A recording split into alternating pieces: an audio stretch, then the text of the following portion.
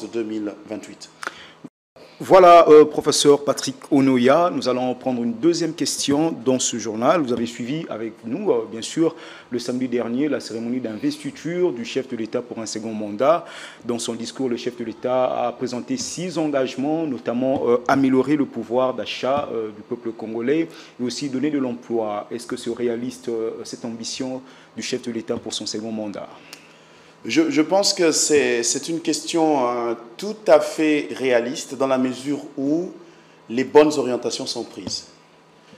Pour rappel, la République démocratique du Congo, ça fait au moins une trentaine d'années qu'elle a une économie extravertie. C'est-à-dire, nous importons 95% et plus des biens de consommation, soit une valeur de 2 milliards de dollars mensuels et plus de 24 milliards de dollars annuels, ce qui est trop. Au niveau du gouvernement, moi j'ai toujours décrié cela, il existe ce qu'on appelle un comité de conjoncture économique. Pourtant, la République démocratique du Congo, au niveau économique, a des problèmes structurels. C'est-à-dire que nous avons une économie peu structurée, une économie qui ne produit pas, par exemple.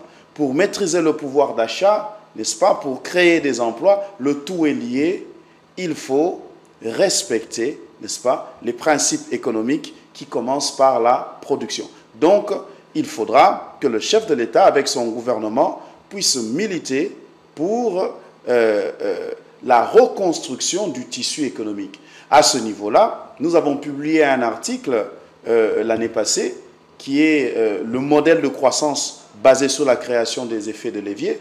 Nous avons proposé 3 types de leviers importants. Lesquels ? Pour pouvoir...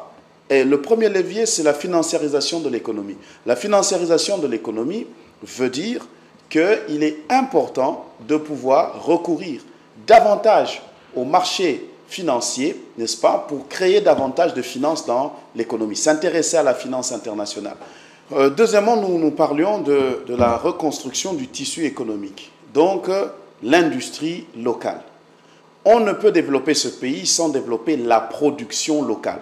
Il est important qu'à un moment donné, qu'il existe un gouvernement qui s'attaque à la reconstruction de l'économie, donc de l'industrie locale. Voilà pourquoi moi je propose, dans le cadre de cet article que nous avions publié, qu'en plus d'un comité de conjoncture économique, au niveau du nouveau gouvernement, il puisse exister un comité de structure économique. Ce comité de structure économique va analyser ce qui manque à notre économie pour que réellement elle puisse fonctionner comme une économie moderne. Merci, professeur Patrick Onoya. Avant de terminer, nous allons prendre cette question en politique. Le chef de l'État a attendu, encore une fois de plus, la